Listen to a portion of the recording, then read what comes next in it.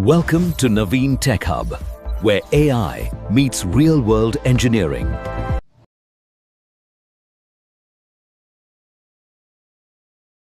Welcome to Python Packages Explained, Beginner to AI Engineer.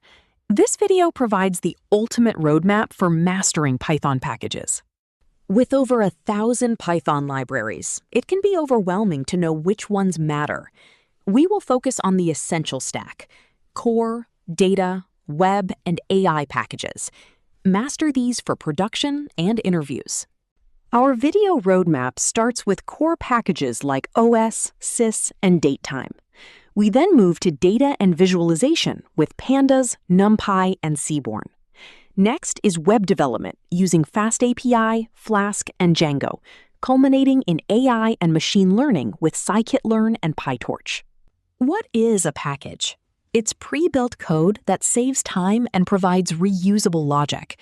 As you can see, using the math package saves over 100 lines of code, demonstrating efficiency. The core foundation tools include OS for operating system interfaces, sys for system-specific parameters, datetime for temporal logic, and random for statistical sampling. A cool use case is an automatic file organizer. This uses os.listdir to read files, datetime to sort them by date, and shutil.move to move the files into organized folders. The data engine relies on numpy for speed and pandas for data manipulation. Together, they transform raw, messy data into a cleaned, usable data frame. For data visualization, matplotlib offers maximum control with its object-oriented API, best for custom layouts.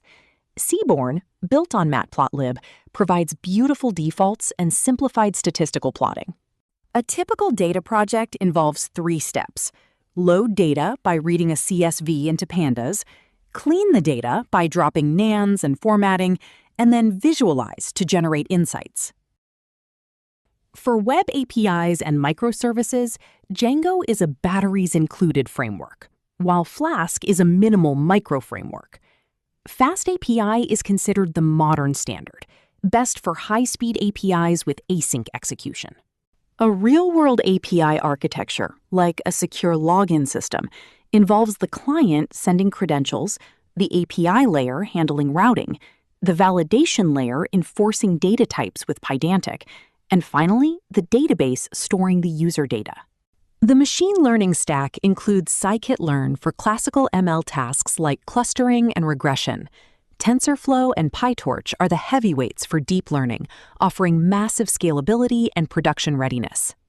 The generative AI stack uses LangChain for orchestration, Hugging Face transformers for open-source models, and proprietary foundational intelligence from OpenAI and Anthropic via API.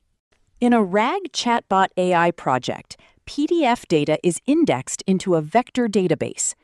A user query retrieves relevant context, which is then passed to an LLM like OpenAI to generate an informed response.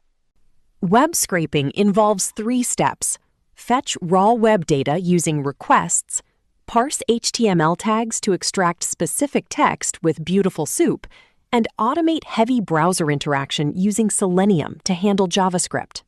A real-world scraping project is a price tracker.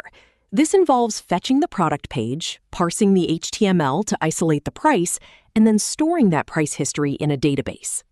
When considering performance, determine the bottleneck.